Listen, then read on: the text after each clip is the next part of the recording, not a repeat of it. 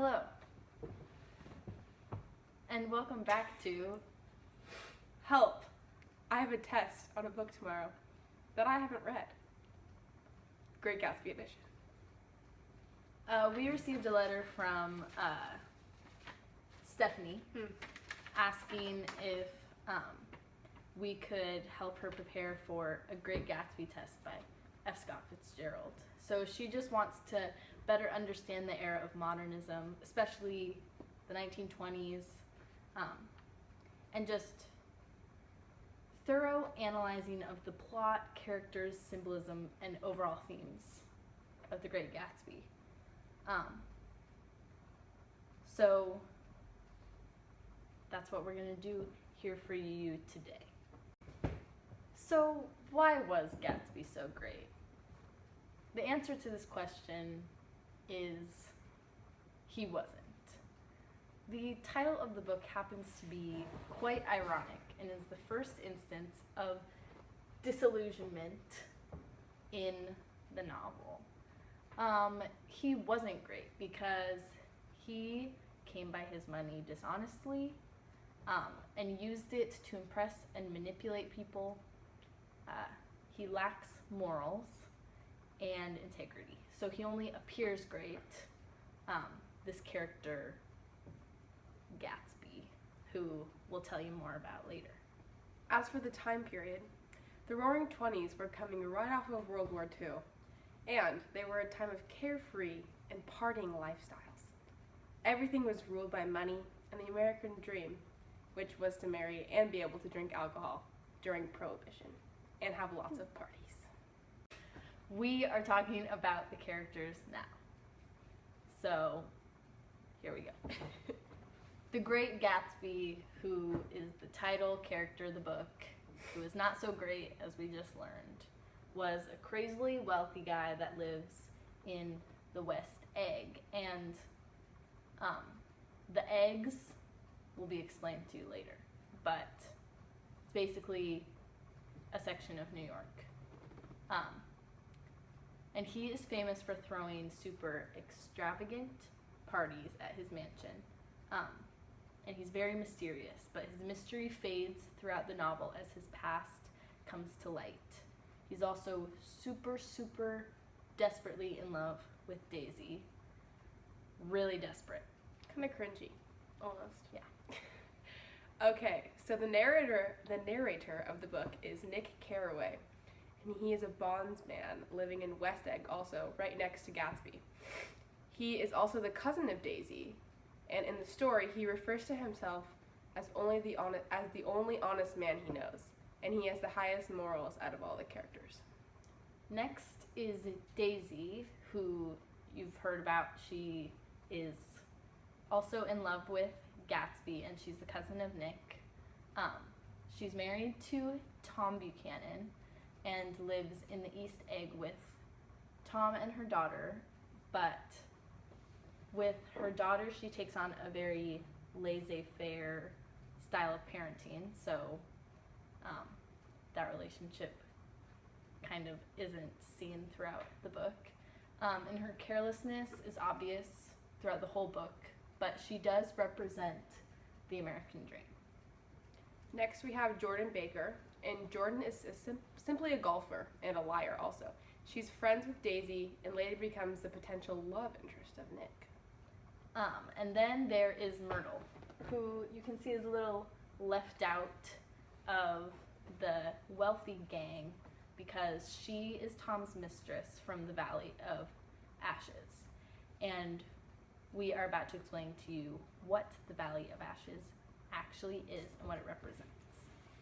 Here's the part you've been waiting for. We are about to explain the entire plot of The Great Gatsby chapter by chapter, starting with chapter 1. So it starts with the narrator, Nick Carraway, who introduces the setting, which is New York and its fancy west and fancier East Eggs of Long Island. Nick travels from the West Egg, where he lives, to the East Egg to visit and have dinner with his cousin Daisy, her aggressively racist polo-playing husband, Tom, and their surprise guest, famous golf player Jordan Baker. During dinner, Tom receives a phone call from his mistress, whom everyone except Nick knows and is bitter about. The dinner is super awkward, and if you read the book, you'll spend the whole time feeling very bad for Nick.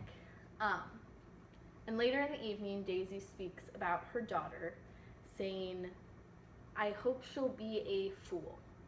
That's the best thing a girl can be in this world, a beautiful little fool." This shows Daisy's awareness of ideals of this era, despite her carelessness to come. And later, when Nick returns home to the West Egg, he sees a dark figure standing on his neighbor's dock, reaching their arms across the water towards a green light, which is a symbol. But we don't know what it means right now, so we'll have to wait and see. Next, we talk about chapter 2. Nick, and this is, okay, we're gonna start over. Next, we'll talk about chapter 2. This is where Nick introduces the Valley of Ashes, which is the land between New York and the Eggs, where all the poor workers live under the watch of Dr. T.J. Eckelberg, an advertisement whose piercing blue eyes and yellow spectacles see all of the wrongdoing to come. Tom and Nick pass through the Valley of Ashes on their way to lunch, or so Nick thinks. They're actually there to pick up Tom's mistress, the curvy Myrtle, at her husband's car mechanic workshop, where Tom boldly is rude to her husband and invites Myrtle to a little party in the city. On the way to this party, Myrtle wants a puppy, and Tom simply buys it for her with his loads of wealth. At the party, we meet Myrtle's sister Catherine and her husband, the photographer, Mr. McKee. They basically have an extravagantly inappropriate party where Tom and Myrtle get in a fight about Daisy, and Tom breaks Myrtle's nose. Chapter 3. So, Nick lives next to Jay Gatbsy and tells us about the extravagant parties that he throws, which Nick receives an invitation to.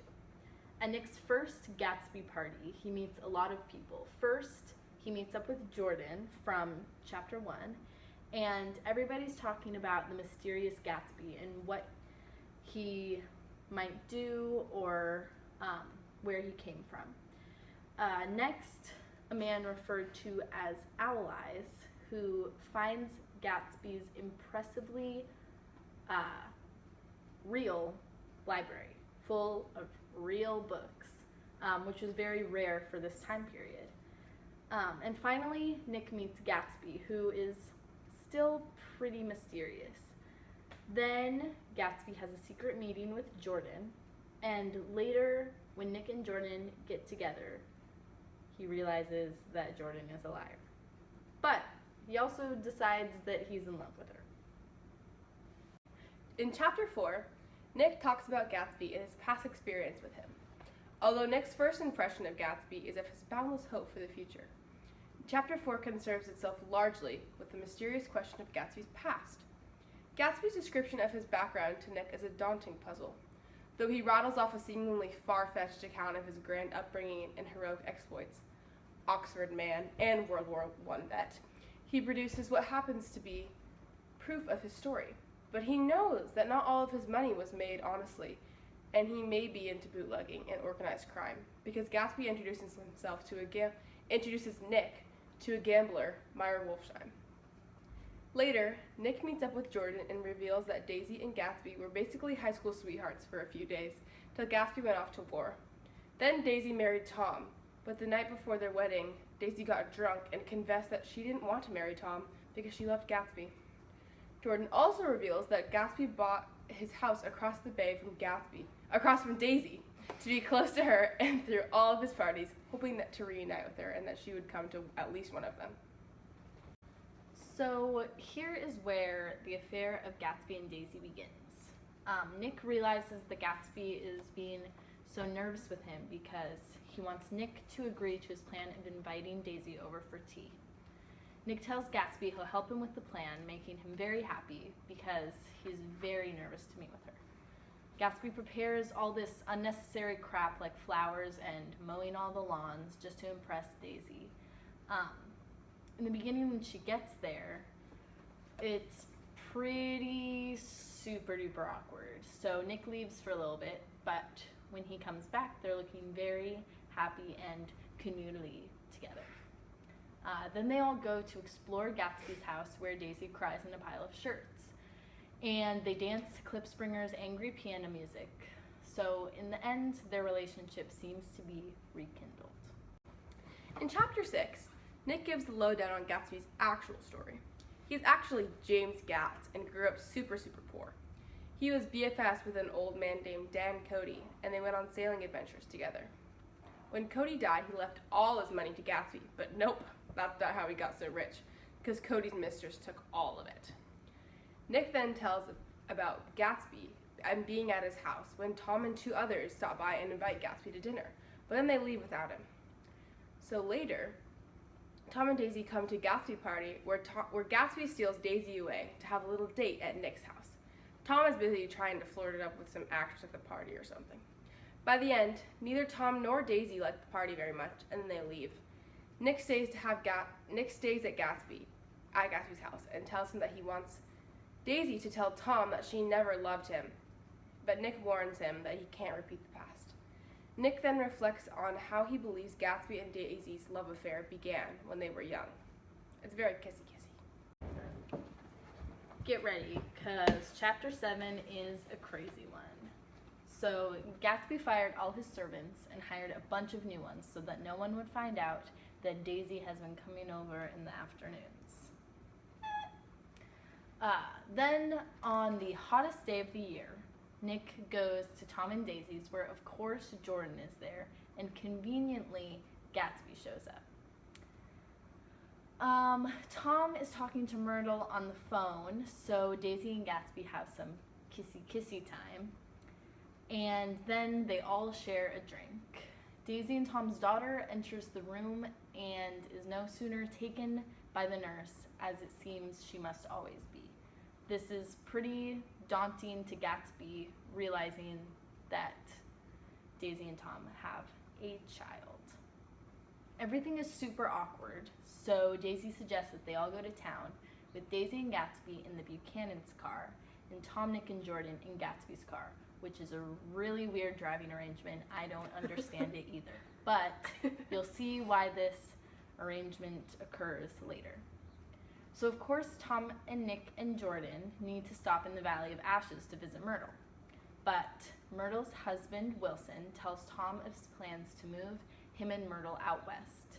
And while this conversation is happening, Myrtle is locked up in her room and sees Jordan in Tom's car and assumes that she is Daisy.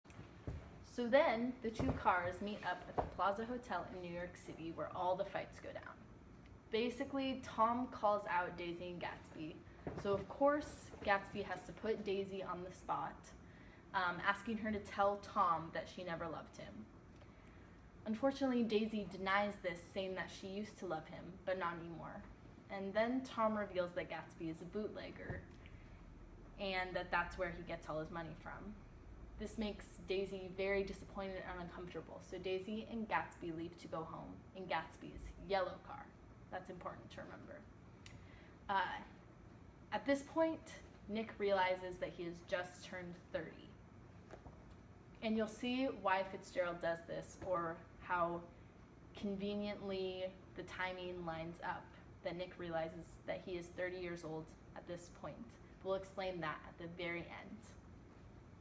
So, Tom, Nick, and Jordan head home and stop at Myrtle's, where a car crash has occurred involving a yellow car and Myrtle. A classic hit and run where Myrtle was running towards the car believing it was Tom and got hit.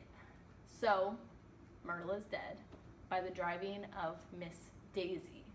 So, when Tom and Daisy when everybody's back home and Tom and Daisy are at home, they seem to be conspiring together. Although Gatsby, being unaware of this, stays to look after Daisy from afar to make sure she's safe. Gatsby also decides to assume responsibility for the crash because of how much he loves Daisy. In chapter 9, Nick is trying to throw together a funeral for Gatsby, but Daisy and Tom have left town, leaving no address to be contacted at. So, Nick invites Gatsby's father, who comes all the way from Minnesota, and good old Owl Eyes from chapter 3. But that's all who shows up. So, that's awkward. Then, later, Nick decides to move back west, but not before stopping in to visit Jordan, but they don't really end on great terms. Later, Nick sees Tom and is told that Tom revealed to Wilson who the driver of the car was, saying that it was Gatsby. And Nick decides not to tell Tom that the driver was actually Daisy. The story ends with Nick reflecting on the hope that Gatsby always had, always pushing forward, saying this: Gatsby believed in the green light, the orgastic future that year by year recedes before us. It eluded us then, but that's no matter. Tomorrow we will run faster, stretch out our arms farther. And then one morning, so we beat on, boats against the current, borne back ceaselessly into the past. Okay, let's talk a little bit about the themes and symbols in The Great Gatsby. As for colors, colors are used a lot in this book, especially in F. Scott Fitzgerald's writings. For white, we see a lot of white when we first meet Daisy and Jordan, and it symbolizes purity. And we see yellow and gold a lot throughout the book. This represents money. And red we see when we meet Myrtle. This represents sin and secret sin. So for example, when everyone gets together, you see Jordan and Daisy wearing white, but the walls are scarlet red. Green represents hope, especially Gatsby's hope for the American dream, because of the green light on Daisy's dock. Going off of the American dream, another symbol or theme is Daisy as the American dream. She represents the American dream because she gets everything that she wants, and the dream at that time was to marry wealthy and get what you want. Be able to drink alcohol during Prohibition and live with no worries.